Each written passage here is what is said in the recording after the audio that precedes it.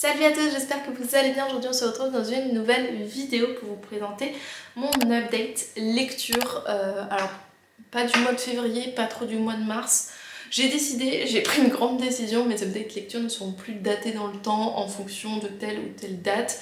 Je préfère faire tout simplement quand j'ai des livres à vous présenter, un certain nombre, je vous le présente.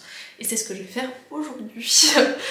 On va prendre un peu les livres dans l'ordre. Il y a des livres dont j'ai déjà parlé dans certains vlogs, donc voilà, j'espère que ce sera pas trop répétitif, mais j'ai des nouveaux livres bien évidemment dont je vous ai parlé nulle part et que je vais vous présenter ici.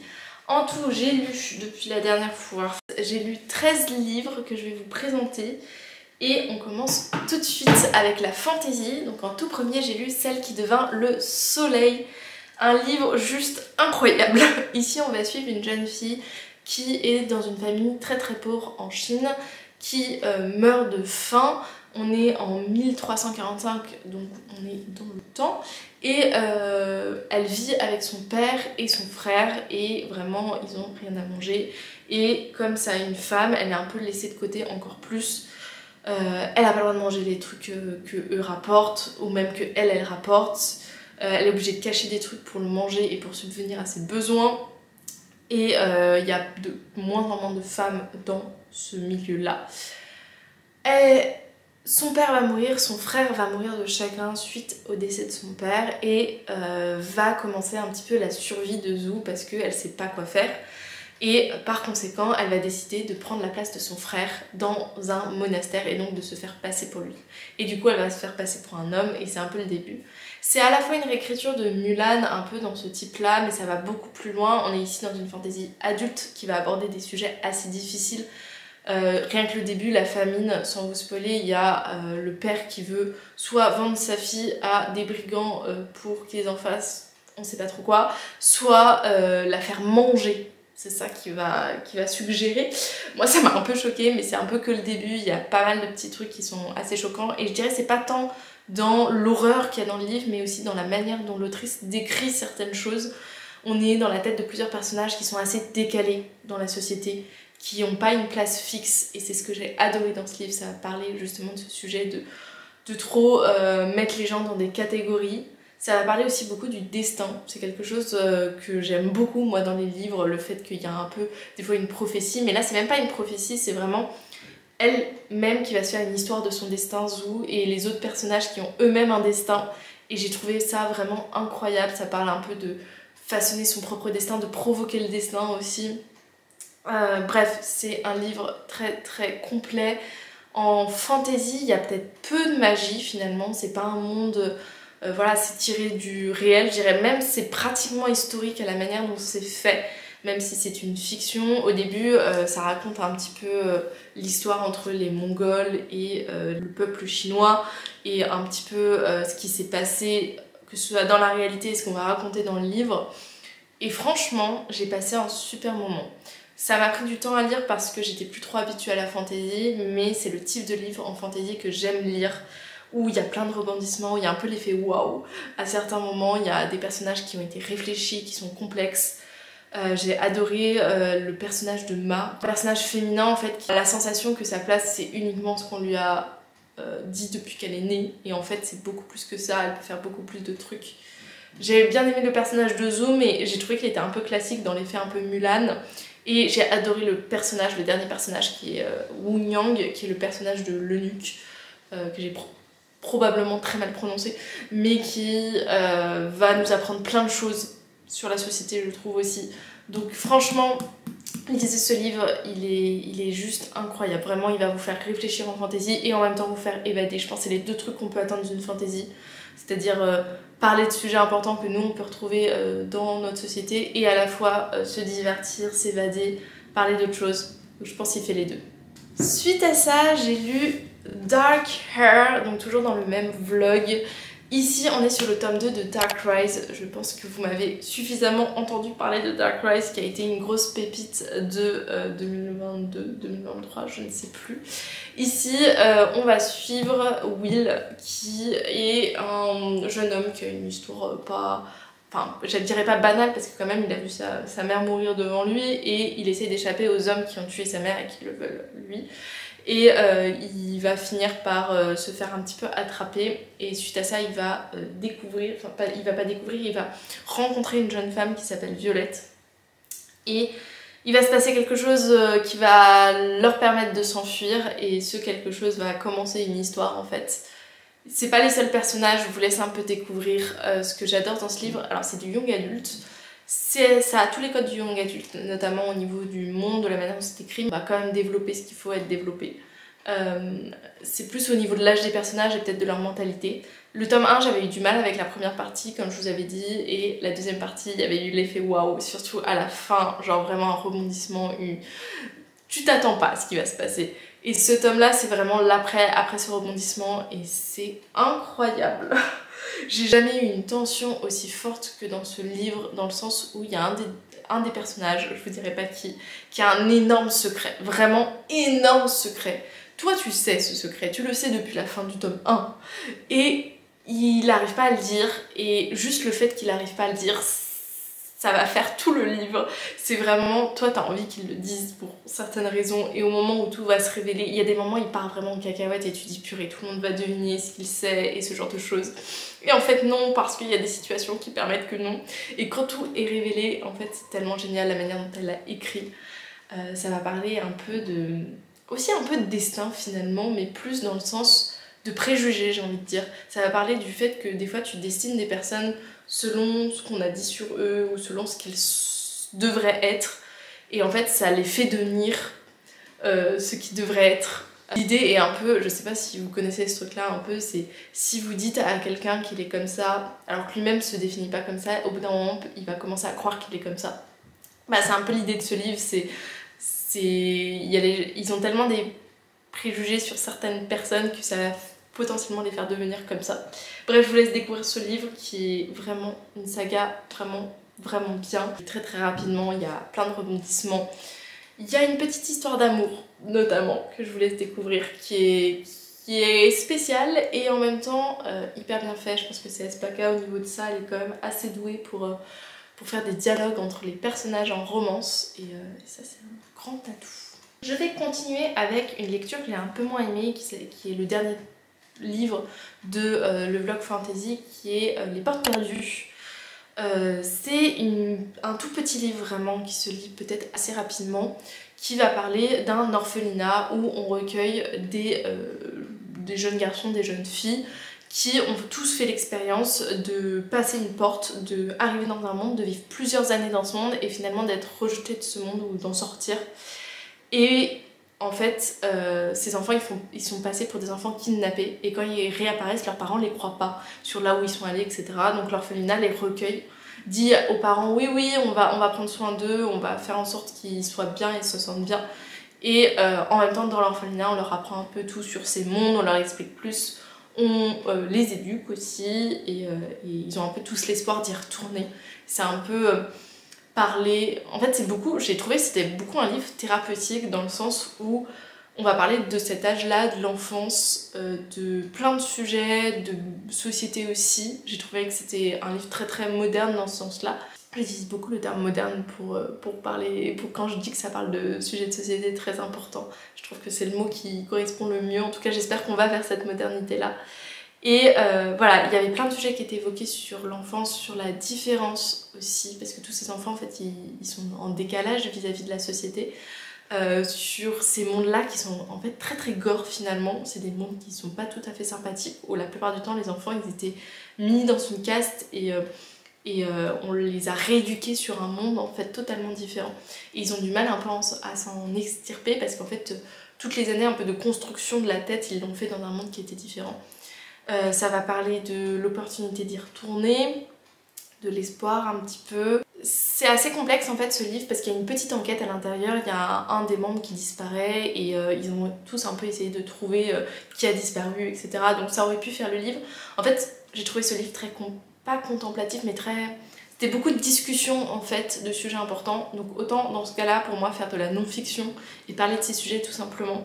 Parce que sinon, en termes d'histoire, j'ai eu vraiment du mal à m'accrocher, que ce soit au personnage principal de Nancy, que ce soit aux autres personnages. Même si c'était mignon à certains moments et tout, je sais pas, ça allait pas. Et puis j'ai tout de suite deviné qui était la personne qui commettait ces meurtres. Enfin, c'était un peu évident. Il y avait tout à coup, on dit ah c'est elle, et il n'y a pas une enquête en tant que telle. Donc toute la partie on va dire histoire en tant que telle et intrigue était pas très bien réussie, j'ai trouvé. Mais la partie discussion et imagination, juste d'imaginer un livre comme ça, bah je pense je lui ai mis quand même 2 ou 3 étoiles parce que c'était quand même assez intelligent de le tourner comme ça. Donc, ensuite, je suis passée sur une petite romance parce que ça me manquait un petit peu. J'ai notamment lu True Love Fake Boyfriend de Laetitia Tran, donc une petite romance MM, assez classique finalement. On est avec certaines tropes, je pense que vous pouvez connaître, notamment ma trope préférée qui est le best friend brother, donc le fait qu'il y en a un des deux qui tombe amoureux du meilleur pote de son frère. C'était une romance que j'ai juste dévorée en une soirée pour vous donner un petit peu une idée.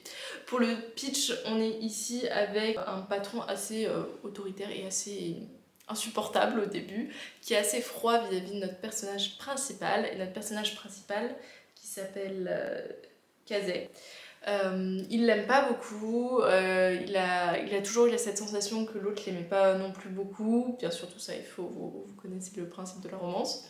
Et il y a un moment, le patron va lui demander de venir dans le bureau. Il y a un gros client en face et va faire croire au gros client que les deux sont fiancés.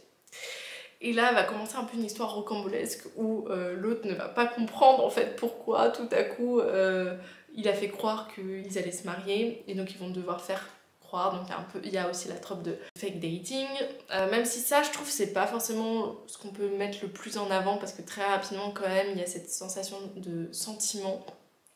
J'ai vraiment beaucoup aimé. J'ai aimé parce que notamment voilà, le fake dating c'était l'excuse de départ pour qu'ils se rapprochent, mais c'était bien fait parce que direct ils vont un peu crever l'abcès et bien s'entendre et développer quelque chose qui n'est pas dit au début mais qui se construit au fur et à mesure. C'est pas du tout ou rien, c'est pas pendant très longtemps ils font encore semblant qu'ils se détestent et ce genre de choses. C'est vraiment, ça évolue et tout au long du livre on a une évolution et ça j'ai bien aimé. J'ai aussi bien aimé la posture du frère. On le voit pas énormément donc au début j'étais là bon bah ce trope va servir à rien. Et en fait non, il y a une posture que j'ai jamais vue dans un livre et qui est la plus évidente en fait, celle qu'on devrait avoir en fait. Et je vous laisse découvrir mais j'étais très contente que ça se déroule comme ça. Vraiment une pépite qui se lit d'un coup. J'ai rencontré l'autrice là au salon Ready Set Romance ce week-end et elle est hyper gentille tout ça. J'ai un livre d'elle là à lire. J'ai acheté un autre livre sur des vampires au salon aussi d'elle. Vraiment j'ai envie de découvrir tous ses écrits parce que ce livre il était trop addictif. Je dirais pas qu'il était hyper original, je pense que dans le genre on en fait d'autres comme ça, mais la plume était addictive, il y avait quelque chose qui a fait que voilà, une soirée. Ensuite j'ai eu ma période un peu livre féministe, notamment pour une vidéo que je vous ai faite. Je vais peut-être pas revenir sur tous les livres que j'ai lus durant cette période, je vous renvoie vers cette vidéo, je veux pas trop spammer ici, mais je voulais vous parler de quelques livres, peut-être ceux qui m'ont marqué le plus. Tout d'abord, celui qui, je pense, ressort le mieux, mais parce que j'avais déjà lu en livre, et là c'est une adaptation en BD, c'est D'or et d'oreiller de Flore Vesco et illustré par Mayalem Ghoust des éditions Rue de Sèvres. C'est un roman déjà incroyable, mais la BD, ici on est sur une réécriture de contes, de plusieurs contes je dirais. On parle un peu de tous les contes avec des princesses et ce genre de choses, mais la première écriture c'est un peu la princesse au petit pois. On a un conte assez richissime qui revient dans sa région, dans un château, et qui décide tout à coup qu'il veut se marier et du coup il dit moi je me marierai avec une femme qui passera des épreuves et la première épreuve c'est de dormir dans une chambre dans son château sans chaperon, sans rien, les parents sont pas autorisés. Et ensuite le lendemain à chaque fois il leur demande comment la nuit s'est passée et je vous laisse découvrir la suite. Et ici on va suivre une jeune femme, je vous laisse découvrir, mais en fait ce livre il va réécrire les contes pour qu'ils soient plus modernes justement. On va parler d'une jeune fille qui est débrouillarde, qui va en faire un peu qu'à sa tête. C'est une romance juste tout choupi, trop mignonne, trop bien. On va voir des choses que dans les contes d'habitude on ne voit pas. Et juste un exemple, voilà, c'est pas le pro chevalier qui va sauver la jeune femme, c'est plutôt la jeune femme qui va sauver le preux chevalier. C'est qu'un exemple parmi tant d'autres, mais c'est une belle réécriture. Et qui garde les codes quand même des contes, des morales, de l'univers qu'on aime bien. Ça, au tout début, ça fait penser un peu aux chroniques de Bridgerton, dans les normes un peu de la société. Puis finalement, on part vers une romance trop choupie. Et... Bref, je vous laisse découvrir, mais casser les codes, c'est vraiment bien, et ce livre le fait. Donc. Et un deuxième roman qui m'a un petit peu marqué, qui est aussi une BD, c'est Tant pis pour l'amour de Sophie Lambda. Je pense que c'est le deuxième livre parmi la section qui m'a le plus marqué. Même si tous les autres, j'ai pas mal aimé découvrir les livres. Celui-là, c'est aussi une BD que j'ai pu lire sur Next Story, j'ai repris un abonnement, qui va parler des relations toxiques, mais plus particulièrement des pervers narcissiques. C'est comme ça a l'air d'être un livre assez catégorique, on va dire, mais en fait c'est Sophie Lambda qui part en fait de son expérience, qui va nous raconter l'histoire de son couple qui a mal tourné, et qui va décortiquer ensuite un petit peu qu'est-ce qui fait qu'on est face à un pervers narcissique. La première chose, moi, qui m'a fait dire... Enfin, il y a une phrase un petit peu... qui est un peu dite dans le livre, qui est un pervers narcissique qui ne sait pas se remettre en cause, lui. Donc ce sera forcément toujours la faute des autres. Et le problème, c'est que dans un couple, ça peut pas toujours être la faute de l'autre. Il y a forcément des compromis, il y a forcément des hauts, des bas et tout ça. Et c'est vraiment une histoire qu'on construit à deux, où on doit être sur un pied d'égalité. Et si tu ne peux pas te remettre en cause, bah ça va être très compliqué. Et rien que ça, c'est genre plein de petits trucs comme ça, qui peuvent paraître évidents comme ça, hein, mais juste être confronté à son histoire, être confronté ensuite avec les explications, j'ai trouvé ça super intéressant. Donc vraiment, je vous le conseille à 100%. En plus, les illustrations sont vraiment bien. Ce mois-ci, j'ai aussi découvert, et vous le verrez dans un vlog assez prochainement, Shatter Me, que j'ai pas aimé. Je suis désolée. Je dis je suis désolée, mais voilà, c'est comme ça. Je lui ai mis 2 étoiles. Je pense que c'est pas le pire livre que j'ai... Je pense que c'est le pire livre que j'ai lu ce mois-ci. Shatter Me, pour ceux qui connaissent pas, c'est un livre qui a été réédité par les éditions Albin Michel, qui est un livre super beau, super joli, qui date un peu des années Hunger Games, Divergent, Twilight, où on avait beaucoup de triangles amoureux, et dès le début je savais que c'était un triangle amoureux, même si le tome 1 ne laisse pas du tout supposer que c'est un triangle amoureux. Malheureusement, c'en est un. Ici, on est sur une jeune fille qui a un pouvoir inimaginable, qui est très affreux et en même temps très puissant. Elle peut, grâce à son toucher, blesser, voire tuer des gens. Et elle est du coup depuis un certain temps, depuis qu'elle a commis un peu l'irréparable, enfermée dans une prison.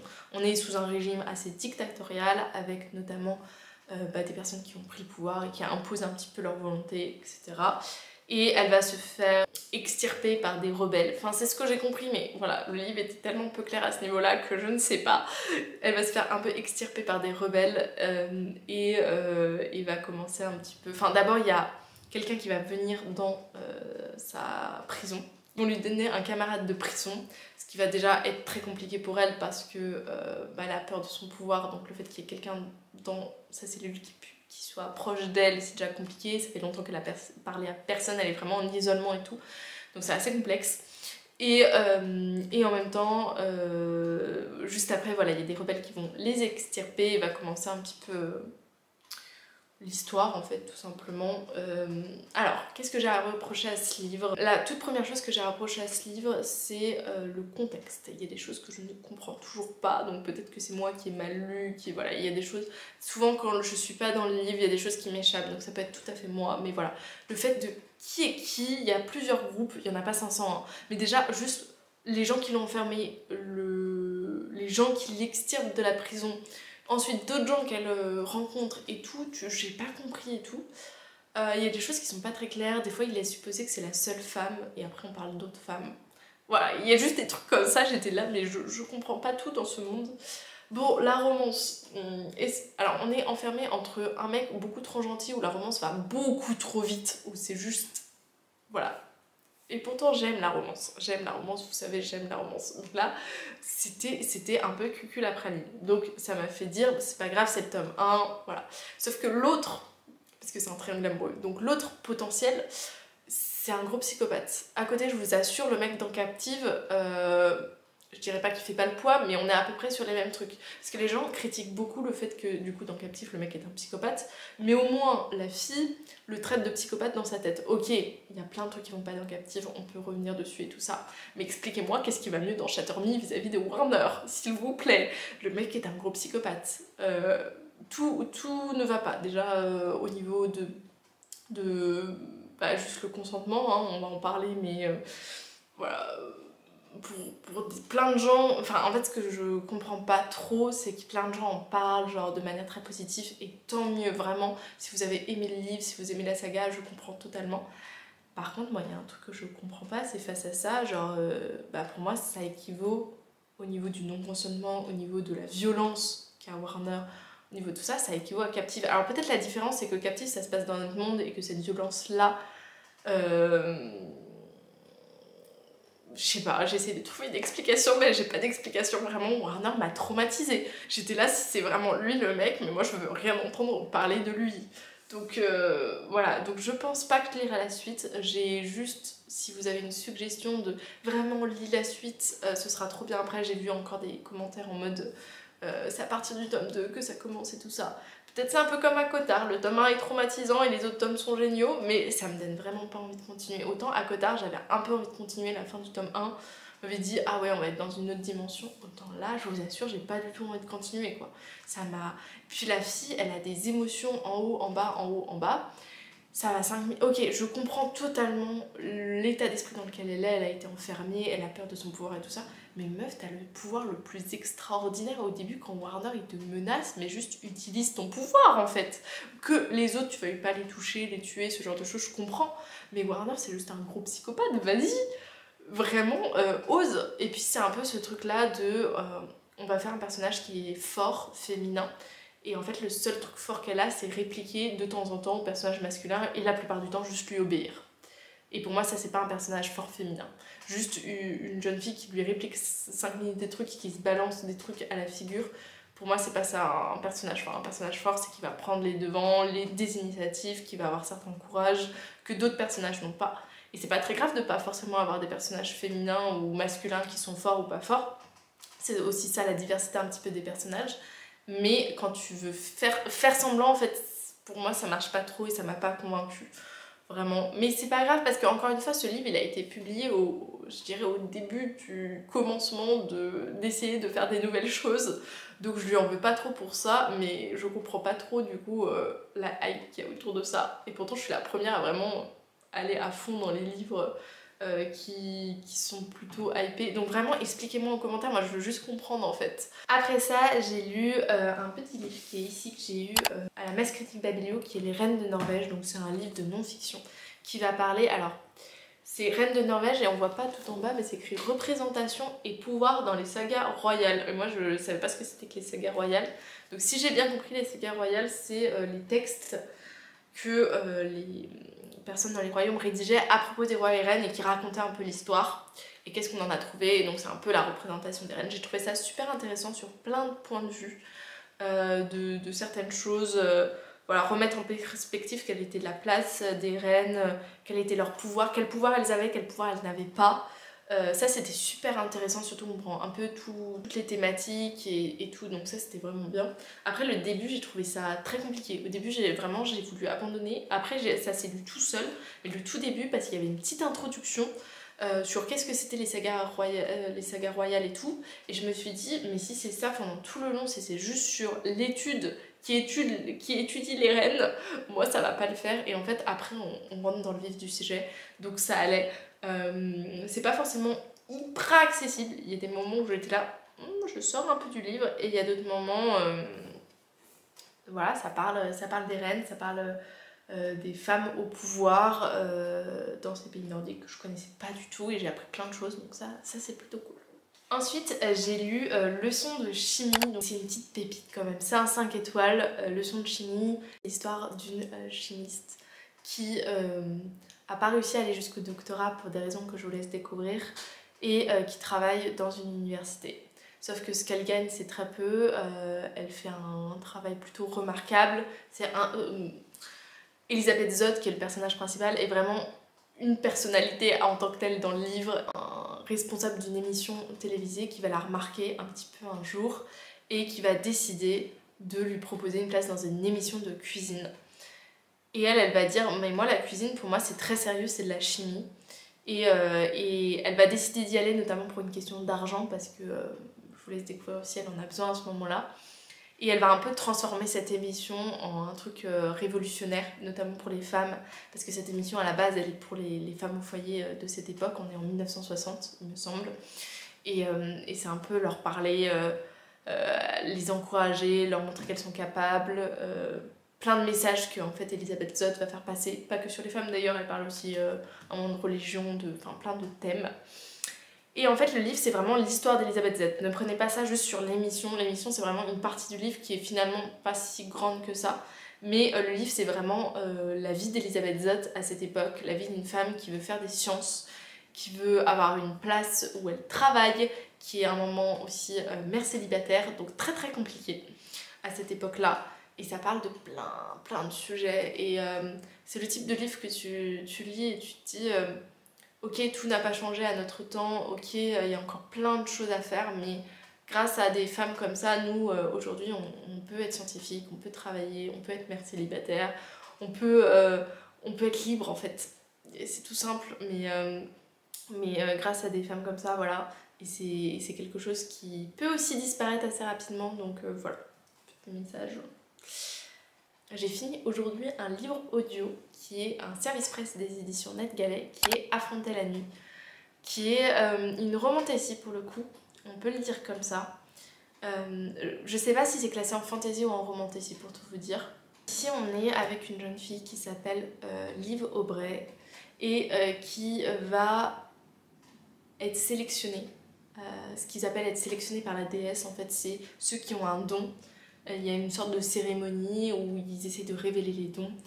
Et chaque année, en fait, ils passent la cérémonie. Et elle a passé pendant très longtemps, elle vient d'un orphelinat, elle n'a pas connu ses parents. Et pendant très longtemps, elle n'a pas eu le don. Donc elle s'est dit, non, moi, j'aurai jamais mon don. Et finalement, elle est révélée.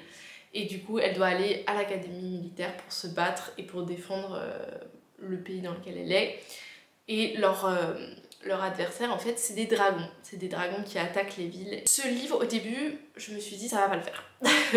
Les premiers chapitres j'étais là, oh, c'est compliqué et tout, j'étais vraiment dégoûtée parce que j'attendais de ce livre une fantaisie et pas forcément une romantasy parce que comme vous savez j'ai un peu de mal avec la romantasy et pourtant j'adore la romance, mais j'ai pas encore trouvé les romantaisies pour moi. Il y en a certaines que j'ai vraiment beaucoup aimées. Peut-être que je vous présenterai un jour dans une vidéo. Mais j'ai pas encore trouvé celle pour moi qui me correspondent. Parce que moi, quand je lis dans la fantasy, j'ai besoin d'un truc complet. Comme vous l'avez vu un peu pour Shatter Me, même si c'est de la science-fiction, j'ai besoin de comprendre le monde derrière. Si c'est du contemporain, c'est pas très grave qu'il n'y ait pas beaucoup de descriptions. Quand c'est de la fantasy, j'ai besoin de m'imaginer, de comprendre. Et là, ce livre l'a fait. Déjà, en termes de romance, on est vraiment, si c'est vraiment une romantasy, on est sur un slow burn où il se passe des choses, il y a une évolution, mais vous attendez pas non plus à beaucoup de choses. C'est qu'un tome 1, c'est assez introductif finalement. Ce que j'ai eu du mal au tout début aussi, c'est que pendant 2 ou 3 chapitres, elle t'explique par A et B qu'elle va jamais être sélectionnée et toi dans ta tête tu sais déjà qu'elle va être sélectionnée.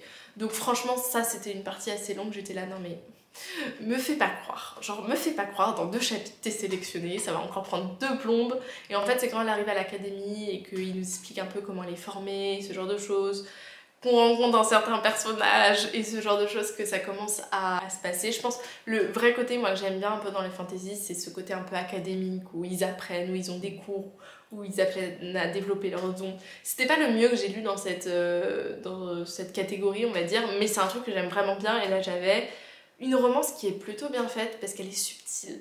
C'est ça qui manque, je trouve, au romantasy, c'est la subtilité. Et là, elle est super subtile. Elle avance doucement et en même temps, il se passe des choses. Et j'attends que le tome 2 parce que le tome 2, je pense, en termes de romance, va vraiment beaucoup plus se développer. Et il y a un truc aussi formidable, c'est la question des dragons. C'est-à-dire que les dragons sont vus vraiment comme les ennemis numéro 1.